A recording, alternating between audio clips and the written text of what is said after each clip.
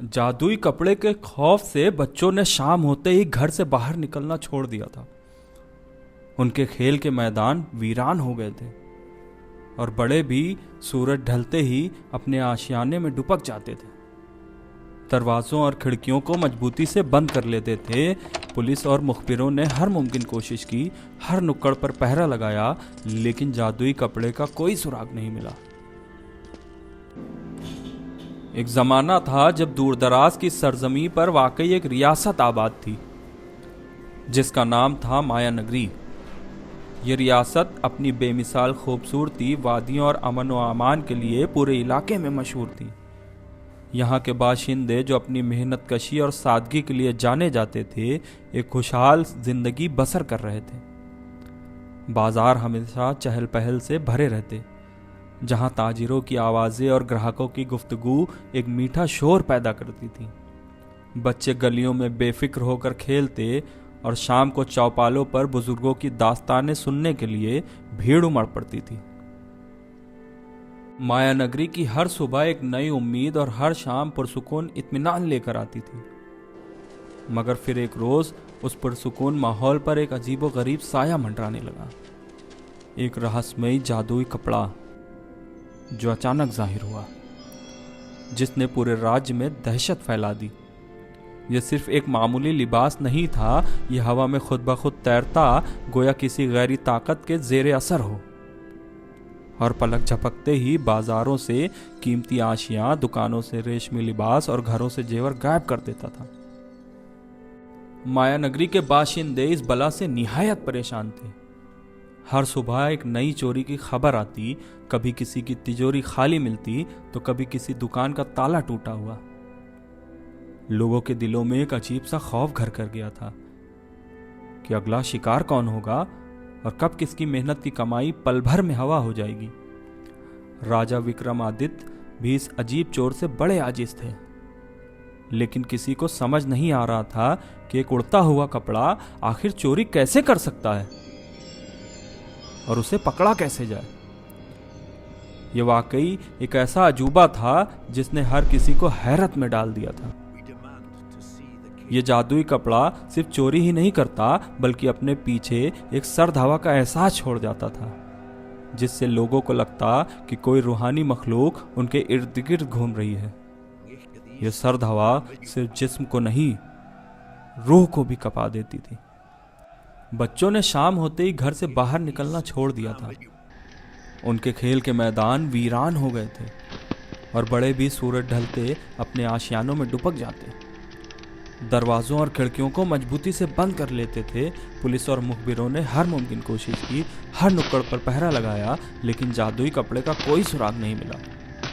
वो इतना चालाक और अय्यार था कि किसी जाल में नहीं फंसता था और हमेशा भीड़ भाड़ वाली जगहों पर वार करता जहां उसे पकड़ना नामुमकिन था। वह किसी साए की तरह आता और चला जाता, अपने पीछे सिर्फ खाली तिजोरियां और दहशत छोड़ जाता। माया नगरी की गलियों में एक अजीब सी खामोशी छा गई थी और लोगों के चेहरे पर मायूसी, बेबसी के आसार नुमाया थे। चोरियों का सिलसिला जारी था, बल्कि तो अब उसकी रफ्तार और भी तेज हो गई थी। कभी शाही महल के जेवर खाने से बेशकीमती जेवरात गायब हो जाते, जिनकी हिफाजत के लिए कड़े इंतजाम किए गए थे, तो कभी बाजार से ताजिर का सारा माल जो उसने बड़ी मुश्किल से जमा किया था, पल भर में सफाया हो जाता। जादुई कपड़े ने माया नगरी की माशी हालत को झंझोर कर रख दिया था। ताजिरों का कारोबार तबाह हो चुका था, उनके चेहरे पर शिकन और आंखों में आंसू थे और लोग डर के मारे अपनी दौलत छुपाने लगे थे। जमीन में गाड़ देते या दीवारों में चुनवा देते। राजा विक्रमादित्य ने वजीरों और दानिशमंदों की फौरी मीटिंग बुलाई। रात दिन मशवरे होते रहे, लेकिन कोई हल नहीं निकल पा रहा था। हर नई तरकीब नाकाम साबित हो रही थी और जादुई कपड़ा हर बार इन्हें चकमा देकर निकल जाता। राजा ने पूरे राज में मुनादी कर दी कि जो भी इस जादुई कपड़े का राज फाश करेगा, उसे बड़ा इनाम दिया जाएगा। शाही खजाने का एक हिस्सा और जिंदगी भर की रियासतें, लेकिन उसके बावजूद कोई आगे नहीं आया, क्योंकि इस रहस्यमयी कपड़े से लड़ने की हिम्मत किसी में नहीं थी। लोग इसे आसमानी आफत से कम नहीं समझते थे। एक शाम जब चांद आसमान में अपनी पूरी आगोताप से चमक रहा था और माया नगरी की गलियां वीरान थी, सिर्फ हवा की सरसराहट सुनाई दे रही थी, जादुई कपड़े ने एक मशहूर सुनार की दुकान में सेंध लगाई। ये दुकान अपने बेहतरीन जेवरों के लिए जानी जाती थी। ये दुकान में दाखिल हुआ, सारे जेवर समेटे, हीरे मोती सोने के कंगन, और हवा में गायब हो गया, जैसे कभी था ही नहीं। सुनार ने अगली सुबह जब अपनी दुकान खोली तो हक्का बक्का रह गया। उसकी आंखों में आंसू भर आए। उसकी जिंदगी भर की जमा पूंजी लुट चुकी थी। वो जमीन पर गिर पड़ा और फूट फूट कर रोने लगा। इस वाक्य ने लोगों का सब्र पैमाना लबरेज कर दिया। उन्होंने राजा के महल के बाहर एहतजाज करना शुरू कर दिया। इंसाफ का मुताबला करते हुए लोगों की आंखों में गुस्सा और बेबसी साफ झलक रही थी, और उनकी आवाजों में दर्द और मायूसी थी। राजा को एहसास हुआ कि अब कुछ बड़ा करना होगा, वरना हालात बेकाबू हो जाएंगे और उनकी हुकूमत पर से लोगों का भरोसा उठ जाएगा। माया नगरी में एक छोटी सी बच्ची रहती थी जिसका नाम रिया था। रिया अपने दादा जान के साथ रहती थी, जो गांव के सबसे बुजुर्ग और अक्लमंद शख्स थे। दादा जान ने अपनी जिंदगी का एक बड़ा हिस्सा इल्म हासिल करने और कुदरत के राज को समझने में गुजारा था। रिया बहुत ज़हीन और अक्लमंद थी। उसकी आंखें हमेशा कुछ नया तलाशती थीं और उसका दिमाग हमेशा सवालों से भरा रहता था। उसने जादुई कपड़े की दास्तानें सुनी थी, हर तरफ उसी की चर्चा थी। लेकिन दूसरे बच्चों की तरह डरने के बजाय उसके दिल में उस कपड़े के बारे में जानने की एक अजीब सी चाहत पैदा हुई। वह सोचती कि आखिर ये क्या बला है जो किसी की पकड़ में नहीं आती। एक रात रिया ने अपने दादा जान से पूछा, दादा जान, ये जादुई कपड़ा हमेशा चोरी क्यों करता है? क्या यह सच में कोई जिन है या कोई ऐसी चीज जो हमारी समझ से बाहर है? दादा जान मुस्कुराए और बोले, बेटा, दुनिया में हर चीज का एक सबब होता है। कोई भी चीज जादू से नहीं होती, बल्कि उसके पीछे कोई ना कोई राज छुपा होता है, जिसे हमें अपनी अक्ल और मुशाहिदे से समझना होता है। हमें बस उस राज को समझने की जरूरत है और हिम्मत से काम लेना होता है। दादा जान की बातें रिया के जहन में बैठ गई। उसने तय कर लिया कि वह इस राज को सुलझाएगी, चाहे कितनी भी मुश्किल पेश आए। उसने जादुई कपड़े पर नजर रखनी शुरू कर दी। वह दिन ब दिन गली कूचे में घूमती, लोगों से बातें करती, चोरियों के बारे में मालूमात जमा करती और शाम को अपने घर की छत से जादुई कपड़ों की हरकतों को गौर से देखती। वह घंटों आकाश में टकटकी लगाए बैठी रहती। उसकी आंखों में एक अजीब सी चमक थी जो उसकी मासूमियत और अज़्म को बयां कर रही थी। उसने एक छोटी सी डायरी भी बना रखी थी जिसमें वह जादुई कपड़े की हर हरकत, उसके आने जाने का वक्त और चोरियों की जगह नोट करती थी। रिया ने अपने मुशाहिदे से कई अहम बातें नोट की। उसने देखा कि जादुई कपड़ा हमेशा रात के अंधेरे से ही बाहर निकलता है, जब चांद की रोशनी भी धुंधली होती थी, और वह कभी पूरी तरह जमीन पर नहीं आता था। वह हमेशा हवा में तैरता था, जैसे किसी गैर मरई धागे से बंधा हो, और उसकी रफ्तार भी कभी तेज कभी धीमी होती थी।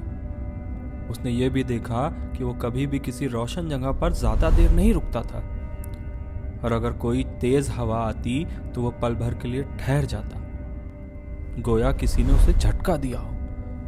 एक दिन रिया ने देखा कि जादुई कपड़ा चोरी करने के बाद एक वीरान हवेली की तरफ उड़ जाता था, जो शहर के बाहरी इलाके में थी। यह हवेली बरसों से बंद थी और लोगों का मानना था कि यहाँ जिन रहते हैं, और उसकी तरफ कोई झांकता ना था। हवेली की दीवारें टूट चुकी थीं और उसके आसपास झाड़ियां उगाई थीं, जो उसकी खौफनाक सूरत को बढ़ा देती थी। हवेली के बारे में कई कहानियां मशहूर थीं। कोई कहता कि यहाँ एक खूंखार डाकू छुपा हुआ है, तो कोई कहता कि यहाँ एक बदरू घूमती है। रिया को लगा कि यही उसके राज का सुराग है। उसने अपने दादा जान को यह बात बताई। दादा जान ने पहले तो उसे अकेले हवेली जाने से मना किया क्योंकि वह जगह वाकई खतरनाक थी, लेकिन जब रिया ने इसरार किया और अपनी आंखों में अज़्म की चमक दिखाई तो दादा जान ने उसकी हिम्मत की दाद दी और कहा कि वो भी उसके साथ चलेंगे, लेकिन निहायत एहतियात से। दादा जान को अपनी पोती पर फख्र महसूस हुआ कि इतनी कम उम्र में इतनी हिम्मत और जहानत थी। उन्होंने रिया को कुछ हिदायतें दी कि जैसे कि चुपचाप रहना, किसी भी चीज़ को हाथ न लगाना और हमेशा उनके करीब रहना। अगली रात रिया और दादा जान चुपचाप हवेली की तरफ बढ़े। चांद बादलों में छुपा हुआ था और सिर्फ तारों की हल्की रोशनी थी। हवेली चारों तरफ से दरख्तों से घिरी हुई थी और उसमें एक अजीब सी खामोशी थी जो दिल में खौफ पैदा कर रही थी। हवा में एक अजीब सी बदबू फैली हुई थी जो पुरानी चीजों और सीलंस की थी। जैसे ही हवेली के करीब पहुंचे, उन्होंने देखा कि जादुई कपड़ा हवेली के पिछले हिस्से में एक टूटी हुई खिड़की से अंदर जा रहा था। खिड़की के शीशे टूटे हुए थे और अंदर से एक हल्की सी रोशनी बाहर आ रही थी जो और भी ज्यादा रहस्यमय पैदा कर रही थी। रिया और दादा जान ने पेड़ों के पीछे छुपकर इंतजार किया। उन्होंने देखा कि जादुई कपड़ा अंदर जाकर एक कोने में रुक गया और फिर रोशनी गायब हो गई। रिया ने एक तरकीब सोची। उसने दादा जान से कहा, दादा जान, हम हवेली के बाहर इंतजार करेंगे। जैसे ही जादुई कपड़ा बाहर आएगा हम देखेंगे कि वो कहाँ जाता है। दादा जान ने इत्तेफाक किया। उन्होंने पूरी रात हवेली के बाहर इंतजार किया। सर्द हवा और खामोशी के बीच भोर होते ही जादुई कपड़ा हवेली से बाहर निकला और हवा में उड़ने लगा। जैसे कुछ हुआ ही ना हो, रिया और दादा जान ने उसका पीछा करना शुरू कर दिया। लेकिन इस बार जादुई कपड़े ने मुख्तलिफ रास्ता लिया। वह शहर के पुरसुकून बाजार की तरफ उड़ने लगा जहां सुबह की चहल पहल शुरू हो चुकी थी। रिया ने अपनी डायरी में यह नया रास्ता नोट कर लिया। यह वाकया उस दिन हुआ जिस दिन माया नगरी में सबसे बड़ा मेला लगा हुआ था। यह मेला साल में एक बार लगता था और दूर दूर से लोग इसमें शिरकत करने आते थे। बाजार में आवाम का हुजूम था। हर तरफ रंग बिरंगी दुकानें सजी थीं, मिठाइयों की खुशबू फैल रही थी और बच्चों की किलकारियां गूंज रही थी। ये खुशी और रौनक का दिन था, लेकिन किसी को खबर न थी कि आज एक भयानक राज खुलने वाला है। जादुई कपड़ा भीड़ का फायदा उठाकर एक कपड़े की दुकान में घुस गया और महंगे रेशमी लिबास चुराने लगा। उसकी हरकतें आज कुछ ज्यादा ही तेज और बेपरवाह थी, गोया उसे किसी चीज की जल्दी हो। और रिया और दादा जान ने उसे देखा, लेकिन उसे रोकने में नाकाम थे। भीड़ इतनी ज्यादा थी कि आगे बढ़ना मुश्किल था। अचानक एक भयानक चीख सुनाई दी जिसने पूरे बाजार को सन्नाटे में बदल दिया। बाजार के एक कोने में छोटी सी झोपड़ी में आग लग गई थी जहां एक बुजुर्ग औरत खाना बना रही थी। आग तेजी से फैलने लगी और उसकी लपटें आसमानी ऊंचाई तक पहुंचने लगी। लोग घबराकर इधर उधर भागने लगे। अफरा तफरी का आलम था। जादुई कपड़ा भी आग की लपटों में घिर गया। शायद उसने आग को नजरअंदाज कर दिया था। उसे अंदाजा ही नहीं था कि आग इतनी तेजी से फैलेगी। वह हवा में लड़खड़ाने लगा, गोया उसे कोई जबरदस्त झटका लगा हो। उसकी रफ्तार धीमी पड़ गई और तभी एक अजीबोगरीब मंजर सामने आया जिसने हर किसी को हैरतज़दा कर दिया। आग की शिद्दत से जादुई कपड़ा पिघलने लगा, उसका रंग बदलने लगा, उसकी बनावट बिगड़ने लगी। लोगों ने देखा कि कपड़े के भीतर से कुछ हिल रहा था। फिर एक भयानक चीख के साथ उसके भीतर से एक इंसान बाहर निकला। वह एक दुबला पतला शख्स था जिसकी आंखों में खौफ साफ झलक रहा था। उसका जिस्म बुरी तरह झुलस चुका था, लेकिन वो जिंदा था। लोग हक्का बक्का रह गए। उनकी आंखें फटी की फटी रह गईं। वो जादुई कपड़ा नहीं था, बल्कि एक आदमी था जिसने अपने आप को एक जादुई कपड़े के पीछे छुपा रखा था। बाजार में सन्नाटा छा गया और सभी की निगाहें उस जलते हुए कपड़े से निकले शख्स पर टिकी थी जो दर्द से कहार रहा था। यह आदमी कोई और नहीं था बल्कि कालू था, जो कभी माया नगरी में एक गरीब जुआरी हुआ करता था। उसकी जिंदगी मुफलिसी में गुजर रही थी। वह हमेशा अमीर बनने के ख्वाब देखता था।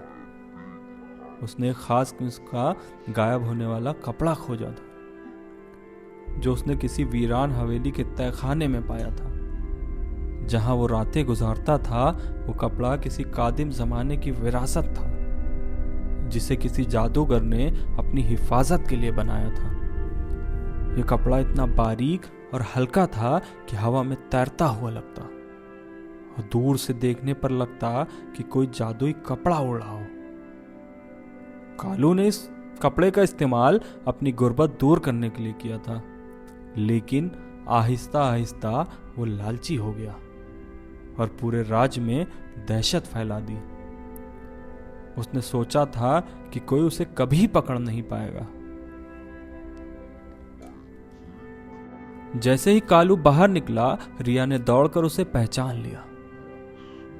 उसने दादा जान को बताया कि ये वही आदमी है जिसे उसने कुछ दिन पहले हवेली के पास देखा था और जिसकी हरकतें उसे अजीब लगी थी। राजा के सिपाही फौरन कालू को गिरफ्तार कर लेते हैं। कालू ने अपना जुर्म कबूल कर लिया और बताया उसने यह जादुई कपड़ा कैसे बनाया था और कैसे उसने इसका इस्तेमाल किया। उसने बताया कि अपने कपड़े के रंग और नक्शो निगार के माहौल के हिसाब से मिला सकता था, जिसे वह तकरीबन गैर मरई हो जाता। उसकी आंखों में शर्मिंदगी और अफसोस था, लेकिन अब बहुत देर हो चुकी थी। उसने बताया कि हवेली में उसे एक पुरानी किताब मिली थी जिसमें इस कपड़े को इस्तेमाल करने का तरीका था और उसने उसी तरीके से इतने इर्द गिर्द लपेट लिया करता था। राजा विक्रमादित्य ने रिया और उसके दादा जान को शाही दरबार में बुलाया। रिया की जहानत, हिम्मत और मुशाहिदे ने पूरे माया नगरी को एक बड़े खतरे से बचाया था। राजा ने उसे माया नगरी की जासूस का खिताब दिया और उसे शाही खजाने से बड़ा इनाम दिया। दादा जान को भी उनकी अक्लमंदी और रिया की तरबियत के लिए सहारा गया। माया नगरी में एक बार फिर अमन व अमान और खुशहाली लौट आई। लोगों ने राहत की सांस ली और उनके चेहरे पर फिर से मुस्कुराहट लौट आई। बाजार फिर से गुलजार हो गए और बच्चे गलियों में फिर से खेलने लगे। जादुई कपड़े का राज खुल चुका था। वह कोई जिन या जादू नहीं था, बल्कि एक चालाक आदमी की साजिश थी जिसे एक नन्ही बच्ची ने अपनी हिम्मत और जहानत से नाकाम कर दिया था। इस वाक़ये ने माया नगरी के लोगों को सिखाया कि कभी कभी जो चीज़ें खौफनाक या रहस्यमयी लगती हैं, उनके पीछे एक मामूली सा सच छुपा होता है जिसे बस तलाशने की ज़रूरत होती है। माया नगरी के लोग अब बेखौफ होकर अपनी ज़िंदगी बसर कर रहे थे और रिया का नाम हमेशा उनके दिलों में बस गया था, एक ऐसी बच्ची के तौर पर जिसने अपनी अक्ल और हिम्मत से पूरे राज्य को बचाया था। उसकी दास्तान नस्लों तक सुनाई जाने लगी, एक मिसाल के तौर पर कि जैसे एक छोटी सी चिंगारी भी बड़े अंधेरे को दूर कर सकती है। कहानी तो यहीं तक थी, लेकिन जज्बात अभी जिंदा हैं। अगर आप भी इस कहानी में कहीं ना कहीं खुद को महसूस कर पाए तो एक लाइक ज़रूर करिएगा। अपने दोस्तों के साथ शेयर करके किसी और तक यह एहसास पहुंचाइएगा। और हाँ, ऐसे ही कहानियों के लिए हमारे चैनल को सब्सक्राइब करना मत भूलिएगा। मिलते हैं एक नए जज्बात के साथ, एक नए किरदार के साथ। तब तक के लिए अपना ख्याल रखें।